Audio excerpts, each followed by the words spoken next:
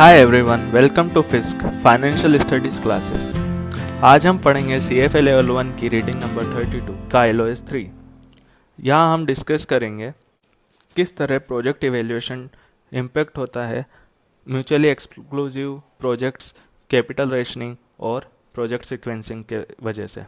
सबसे पहले बात करते हैं कि इंडिपेंडेंट और म्यूचुअली एक्सक्लूसिव प्रोजेक्ट होते क्या है और ये कैसे हमें इम्पेक्ट करते हैं। तो देखिए, इंडिपेंडेंट प्रोजेक्ट वो होते हैं जिसके अंदर आप एक पर्टिकुलर प्रोजेक्ट को जब एनालाइज करते हैं तो उस प्रोजेक्ट से किसी और को कुछ खतरा नहीं है। इंडिपेंडेंट प्रोजेक्ट बेसिकली क्या हुआ कि हम कोई सा भी ऐसा प्रोडक्ट ला रहे हैं जो फर्स्ट प्रोडक्ट है हमारी कंपनी का, उस प्रोडक्ट के लिए हमें और कुछ करना ही नहीं है, हमें बस उस प्रोडक्ट पे फोकस करना है, उसकी सेल्स बढ़ानी है, उसके कस्टमर्स बढ़ाने, जो भी चीज़ें हम उस प्रोडक्ट पे सोचेंगे। म्यूचुअली एक्सक्लूसिव प्रोजेक्ट ये होता है कि मान लीजिए आप MBA करना चाहते हैं और आप MBA करना चाहते हैं और आपके पास ऑलरेडी एक जॉब है, आप इंजीनियरिंग करके आपको जॉब मिली है। अब आपके पास दो चॉइस है, तो आप 2 साल MBA करके एक हायर पेइंग जॉब लें या फिर आप अभी से जॉब करने लग जाए। तो आप उसमें 2 चीज़ कंसिडर करेंगे कि एक तो आप 2 साल की फ़ीस देखेंगे पहले केस में, और फिर आप देखेंगे कि आपकी फ्यूचर सैलरी क्या होगी और उस हिसाब से आप डिस्काउंटिंग करके देखेंगे कि ये क्या प्रॉफिटेबल है MBA करना। और दूसरी चीज़ में आप ये देखेंगे कि ये आप अगर कंटिन्यूसली काम करते हैं तो आपको कितना प्रॉफिट होता है। तो ये म्यूचुअली एक्सक्लूसिव प्रोजेक्ट हो जाते हैं। तो इनके अंदर आपको इंक्रीमेंटल कैश फ्लो वाला एनालिसिस और ये सब करना होता है। दूसरा होता है प्रोजेक्ट सिक्वेंसिंग।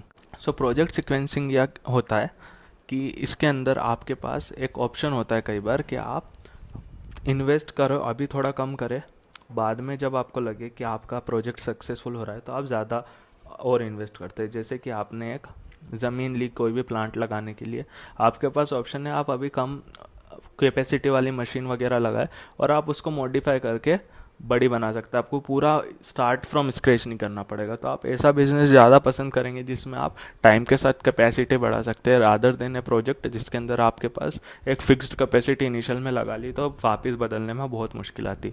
तो ये होता है प्रोजेक्ट सिक्वेंसिंग। तो इस तरह के प्रोजेक्ट और हमारे एनालिसिस को डिफ़िकल्ट बना देते हैं। फॉर एग्जांपल, मेरे पास एक प्रोजेक्ट है जिसके अंदर मुझे इनिशियल में ही डिसाइड करना है लाइफ लॉन्ग के लिए।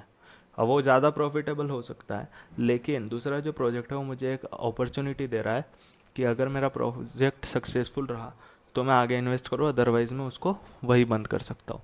तो उसके अंदर क्या होता है, जो लॉस का पॉइंट है वो पहले प्रोजेक्ट में लॉस होने के बाद भी हमें बंद करने में बहुत मुश्किल होगी और उसकी वजह से हमारा लॉस काफ़ी बढ़ सकता है। दूसरे केस में ये नहीं है। तो ये होता है प्रोजेक्ट सिक्वेंसिंग, जिससे हमारा एनालिसिस और चैलेंजिंग हो जाता है। लास्ट पॉइंट जो आता है वो होता है unlimited fund versus capital rationing. तो यहाँ हमारा चैलेंजेस क्या आता है कि जैसे मैंने पहले भी बताया कि मान लीजिए अगर मेरे पास पूरा अनलिमिटेड पैसा है तो मैं हर प्रॉफिटेबल प्रोजेक्ट में पैसा लगा सकता हूँ, चाहे कितना भी प्रोजेक्ट हो, कम ज़्यादा। लेकिन अगर मेरे पास अनलिमिटेड पैसा नहीं है तो मुझे डिसीजन लेने में थोड़ी दिक्कत आएगी, क्योंकि मैं हर प्रॉफिटेबल प्रोजेक्ट के बाद भी ज़्यादा प्रॉफिटेबल और अर्ली कैश फ्लो जो जिनसे मिल रहा है उनको पहले कंसिडर करूँगा। तो मुझे एक प्रायोरिटाइजेशन लिस्ट बनानी पड़ेगी और उसके बाद में अपना प्रोजेक्ट के अंदर पैसा लगाऊंगा। तो ये 3 पॉइंट्स होते हैं जो हमें यहाँ पे बताया गया है, जिनकी वजह से हमारा कैपिटल बजटिंग एनालिसिस थोड़ा चैलेंजिंग होता है। तो इस LOS में इतना ही था friends. Please like, subscribe and share this channel और अपने दोस्तों को ज़्यादा से ज़्यादा बताएं इस चैनल के बारे में। Thank you very much.